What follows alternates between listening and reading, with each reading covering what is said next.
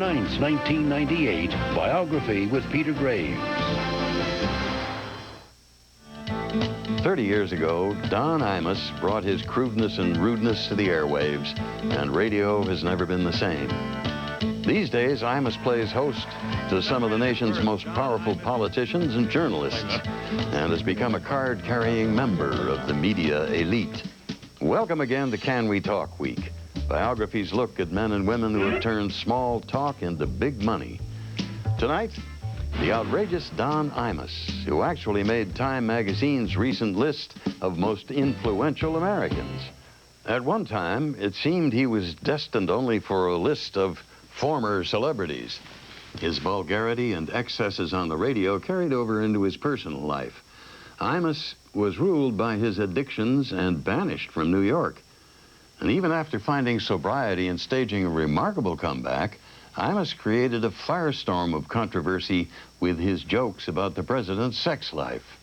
But even his worst enemies, the ones who call him bigoted, crude, and uncouth, sometimes find themselves laughing at the lowbrow humor of Don Imus. Imus in the morning. I'm Imus in the morning. It's 33 minutes past the hour. We're in a war room in New York, barricaded. He just comes on and gives you sort of pure ego, maybe pure id. And there's something weirdly compelling about that. What you see with Imus is what you get, on the air and off the air. Oh, why don't you lick my wiener? He's a court jester to the powerful. Court jester could say things nobody else could. Then there's Peter Jennings. I'm wondering what's under his desk. I mean, besides an intern. He's the sweetest, most compassionate, gentle. Oh. Figure out where the limo is, then! If you have psychic, figure out where it is! He has a great deal of anger in him. I don't think he would deny that. I talked about Newsweek all morning! Don Imus's personality, I mean, that's one complex mother there, I'll tell you that.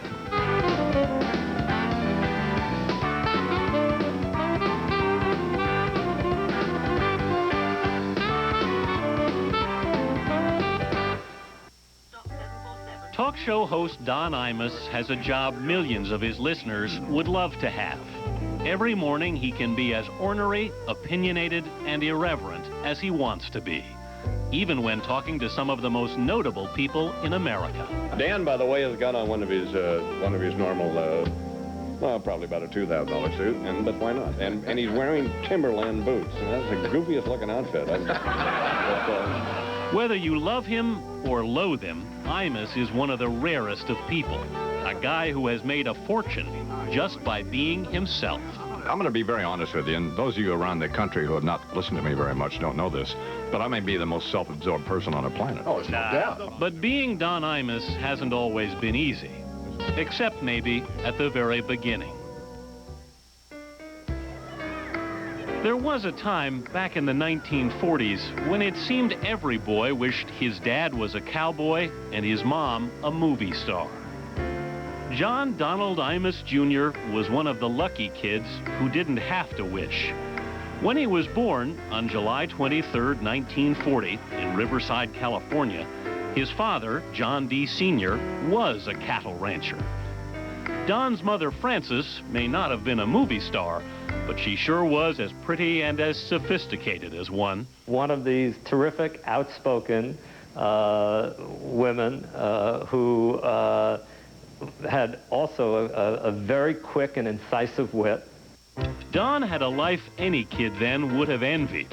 While other kids had to make believe they were home on the range, Don and his younger brother Fred were living out the real deal on a 35,000-acre ranch outside of Prescott, Arizona. Don could ride a horse before he could walk. The ranch hands taught him to rope and rustle. And Don's dad didn't think twice about bringing his boys into the saloons he liked to visit. Except we weren't drunk like he was, but... well, not yet. With a hard-living, hard-drinking father like his, young Don Imus was a pretty tough character himself. A kid who was always beating up his brother, until his brother finally got even. I think he broke his foot with a shoe. Yeah, is what happened.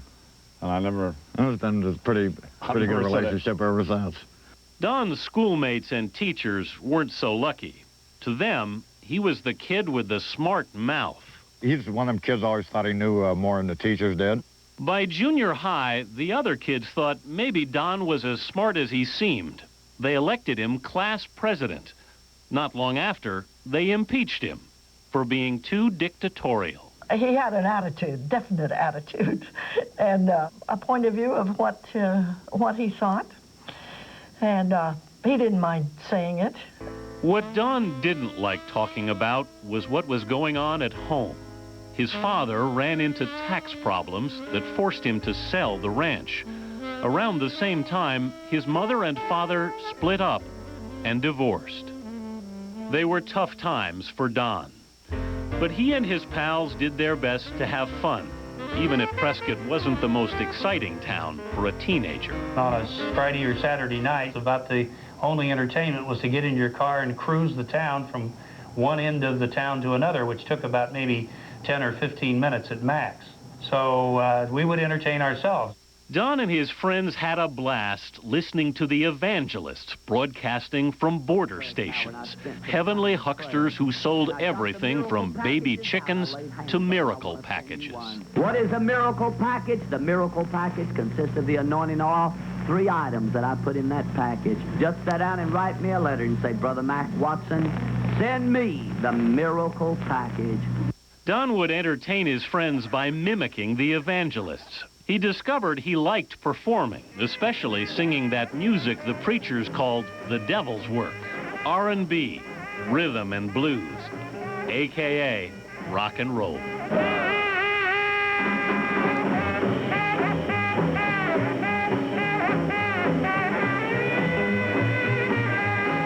Rock and roll was just made for a kid like Don. It put him in the spotlight. At Prescott High, he formed his own rock and roll band. He even won the school talent contest. We took the winners to Flagstaff as an exchange assembly. And the administration really didn't want him to go. They didn't think he showed up the characters that they liked to say were Prescott High School kids. So it took some doing for them to allow him to go. And he was a real hit up there. They loved it. But Don Imus, the bad boy, eventually did get in the way of Don Imus, the musician, when he got caught in a gang fight. His parents and teachers gave him an ultimatum: jail or the Marines. Don chose the Marines. It's very difficult for Don to conform, as you can imagine. So conforming in dress and manner was quite difficult for him. Don was assigned to an artillery division, but realized that the big guns just weren't for him. So he talked his way out of the infantry and into the Drum and Bugle Corps. When he was discharged 2 years later, he discovered that there wasn't much call for a 19-year-old bugler. So in 1960, Don headed to Hollywood to try his luck as a singer and songwriter. With his brother Fred, he formed an act, J.J. Imus and Freddie Ford. Together, they cut a single, I'm a Hot Rodder. I got 4 on the floor and a couple on the seat. Backing out of the drive, it just can't be beat. I'm a hot rodder, peeling out all that jazz. The record was a flop. No one bought it. When his money ran out, Don's dream of performing fell by the wayside. He was forced to look for a job in the real world. The real world nearly killed him. Don worked in a uranium mine in Arizona until a runaway mining car broke both his legs. He later tried working as a railroad brakeman for the Southern Pacific. That job ended when a train turned over and almost left him with a broken neck. Since high school, it's always been something. It's his leg, it's his foot, it's his back. That's just how it is. Somebody described him once as accident prone. I don't know that he is, but you know, he did have that injury at the railroad, which I think scared him a lot, and he decided that he wasn't going to work in that kind of occupation anymore. So Don headed back to Hollywood once more, determined to make it this time as a musician. While looking for work, he met a dancer named Harriet, whose last name he refuses to reveal today. Sometime in the mid-60s, they got married. Don continued struggling for recognition as a performer. He knew the way for a newcomer to get his records played on the radio was through payola, paying off disc jockeys to play his stuff. I mean, I just got tired of that. You know, I didn't have the money, one. So my thinking was that I'd get a job in the radio and play my own records. I mean, it's an idiotic thing. I mean, it was just... Idiotic or not, it seemed like a good idea at the time. So in 1968, he enrolled in the Don Martin School of Broadcasting, hoping to become a disc jockey. The school taught him the fundamentals. Percy and Polly played parlor pranks to pass the time at the party in the patio. But Don's real teachers were the top 40 disc jockeys who ruled the L.A. airwaves in the late 60s. When 527 KHJ beat the bomb time here, the Real Dodge Deal Show. There's a reminder for the KHJ boss jocks to see the Taft High Art Workshop exhibit. As we walk in the door, what are we going to shout? Gina Delgado is alive!